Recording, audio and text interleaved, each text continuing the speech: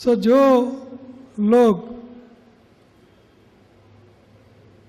आध्यात्मिक चेतना जगाने के लिए उत्सुक हैं, आध्यात्मिक चेतना, आध्यात्मिक सवाल करते हैं, जिन लोगों के पास अविचल बुद्धि है, विचलित बुद्धि नहीं, आज एक भगवान, कल वो बाबा, कल वो बापू, विचलित बुद्धि नहीं, अविचलित बुद्धि है, अविचलित बुद्धि।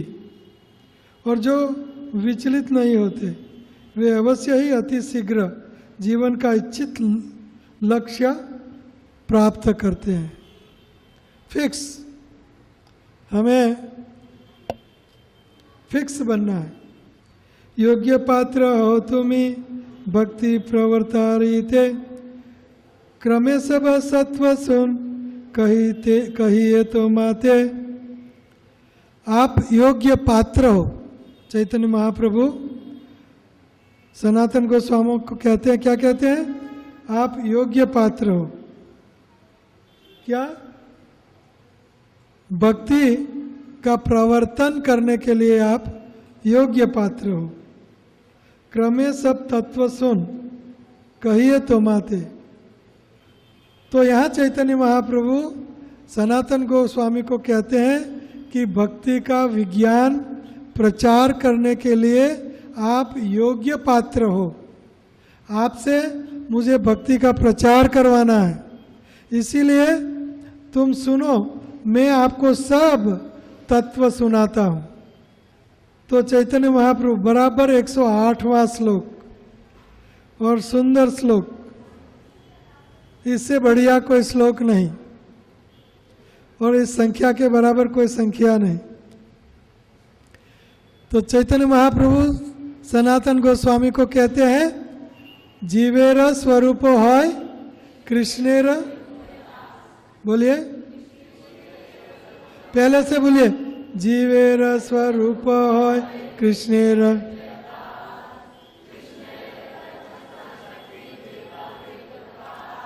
यहाँ चैतन्य महाप्रभु यहाँ से सनातन गोस्वामी को शिक्षा, हालांकि उनको शिक्षा की जरूरत नहीं है। सनातन गोस्वामी बताते हैं कि आप साधु हो और दृढ़ता करने के लिए, भक्ति में दृढ़ बनने के लिए और लोगों के लिए आप सवाल कर रहे हो। तो के अमी, मैं कौन हूं? सवाल पूछा आगे ये श्लोक में। के अमी कहने हमार जा रे तापत्रय, मैं कौन हूं? मैं नहीं जानता। तो मैं कौन हूं? जीवेर स्वरूप होय, मैं, तुम, आप जीवात्मा हो, जीवेर स्वरूप होय, आत्मा हो, और कृष्णेर नित्य दास हो। संबंध,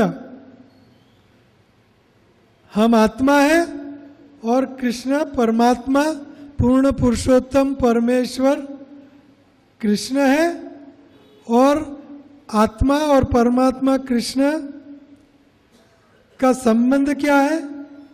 नित्य दास। ये संबंध ज्ञान क्या है? संबंध, अभिधेय और, तो ये तीन शब्द आपको कंठस्थ होने चाहिए। मेरे पीछे बोलिए, संबंध, अभिधेय, प्रयोजन। जीवेर स्वरूप होय कृष्णेर नित्य दास। हम आत्मा है और श्री कृष्ण के नित्य दास हैं।